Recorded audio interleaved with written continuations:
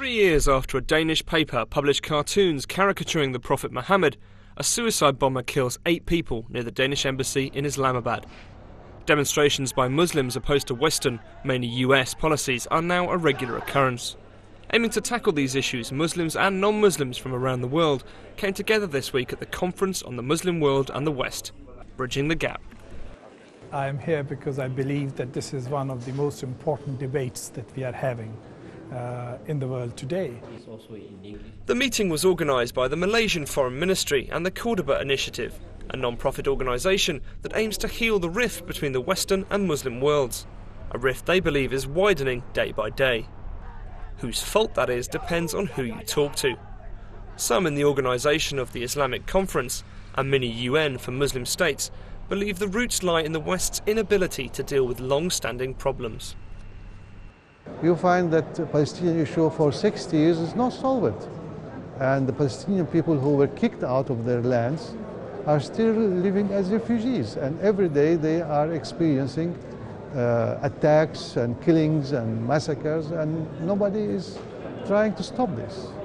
It is within the responsibility of the Western powers. The ex-Prime Minister of Pakistan warned that the West did have some lessons to learn if terrorist acts, like the recent bombing in his country, were to come to an end. Any civilized society opposes terrorism and use of violence in any form.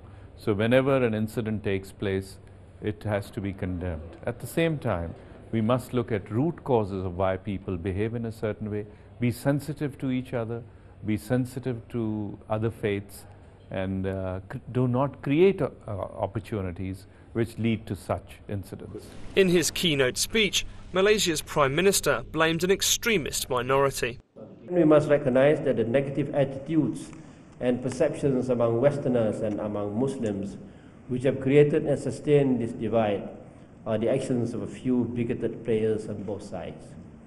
They have been created and fueled by several defining political events and abetted by certain socio-economic religious factors.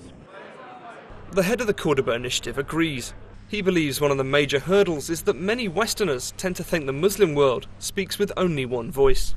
I don't have a common opinion in my own family. I used to disagree passionately with my parents on many issues. So the notion that the Muslim world of 1.3 billion people speaks with one mind or shares one opinion is absolutely patently wrong. Many of the delegates, representing governments, NGOs, business and religious organisations, accepted that the Muslim world had to tackle social and economic problems. Among them, an unemployment rate double the global average, widespread illiteracy and disadvantages faced by women. All this at a time when the Muslim world holds roughly 1.2 trillion in liquid petrodollars. The need to also educate our youth for a globalized world so that the issues which happen and the perceptions which happen in one part of the world do not adversely impact what happens in other parts of the world are adequately and properly addressed. And that's an essential part of the work that needs to be done. And there does need to be action, not just words, to tackle a divide that continues to undermine the relationship between the Muslim world and the West.